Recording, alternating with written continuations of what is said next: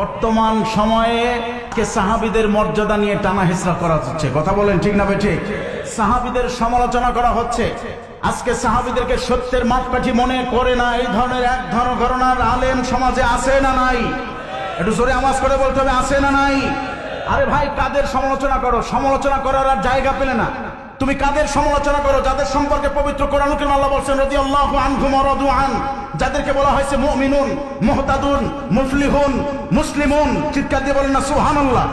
যাদেরকে বলা হয়েছে আমিনু কামা আমানান নাস, तमाम পৃথিবীর সমস্ত মানুষদেরকে লক্ষ্য করে আল্লাহ বলেন তোমার ঈমান হবে মানুষদের মতো।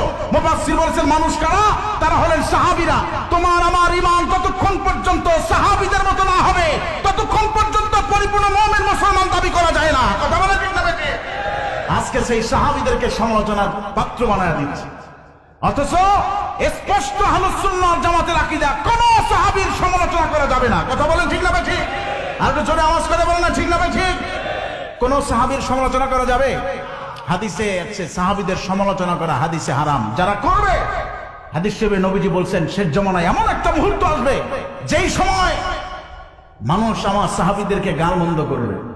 তারা কারা? কেউ আমার শ্বশুর, কেউ আমার ভাই, কেউ আমার সাথী, তাদের গালিগালাজ করবে, তাদেরকে নিয়ে বাজে কথা বলবে, তাদেরকে নিয়ে বাজে কথা বলবে। তো নবীজি বললেন যে এই জামানাটা যখন আসবে আর যাদের মুখে এই ধরনের কথা শুনতে পাবে, সাবধান, তাদের থেকে দূরে থাকবে। তারা দাওয়াত দিলে যাবে না, তাদের পিছে নামাজ পড়বে না, তাদের বাড়িতে খাবে না, তাদের জানাজা নামাজ পড়বে না। নিষেধ করেছেন কে? নবীজি। কে নিষেধ করছেন? যে আমার সাহাবীদেরকে নিয়ে যারা সমালোচনা করবে, তাদেরকে নিয়ে যারা গালিগালাজ করবে, খবরদার খবরদার, তারা দাওয়াত দিলে যাবে না, তাদের পিছনে নামাজ পড়বে না, তাদের ইক্তেদা করবে না। এমনকি তারা যদি মারা যায় তাহলে তাদের জানাজা নামাজও পড়বে না। অতএব যাদের মুখে নবীজির সাহাবীদের সমালোচনা শুনবো, আমরা কি তাদের কাছে যাব? কি হাত তুলে দেখায় বলেন না? নবীজির সাহাবীদেরকে নিয়ে যারা সমালোচনা করবে, আমরা কি তাদের কথা শুনবো? তাদের মজলিসে বসবো? তারা দাওয়াত দিলে যাব? খবরদার।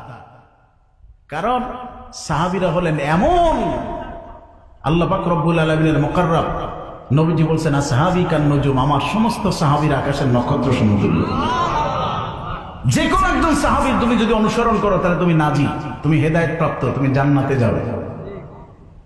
বাবাজিরা আমার, সেজন্য বলি আজকে সাহাবীদেরকে নিয়ে নানা ধরনের বাজে কথা বলা হচ্ছে। এক ধরনের লোক বের হয়েছে, হযরত মুআবিয়া রাদিয়াল্লাহু তাআলাকে মুসলমানই বলতে চায় না। নাউজুবিল্লাহ বলেন, আরো জোরে বলেন না নাউজুবিল্লাহ। যেন ভালো করে বুঝবেন, এদেরকে চিনবেন। এরা কারা? সব কথা তো আর স্পষ্ট বলা যায় না। যারা কলব এই জায়গা থেকে এইখানে উঠেছে, বুক থেকে যারা মাথায় উঠেছে তারা, কথা বলেন ঠিক না বেঠিক? এদের পরিচয় কি ভালো করে বুঝেন। সংক্ষেপে বললাম, নাম বললাম না, দলের নাম বললাম না, শুধু এতটুকুই বুঝলেন। যারা এত বছর গবেষণা কইরা কলব বুক থেকে নিয়ে যারা মাথায় উঠেছে তাদের আকীদা এটা, কথা বলেন ঠিক না বেঠিক? অতএব তাদেরকে চেনার দরকার আছে না নাই? কলব কোথায়? বুকে না মাথায়? এই কথা কেন?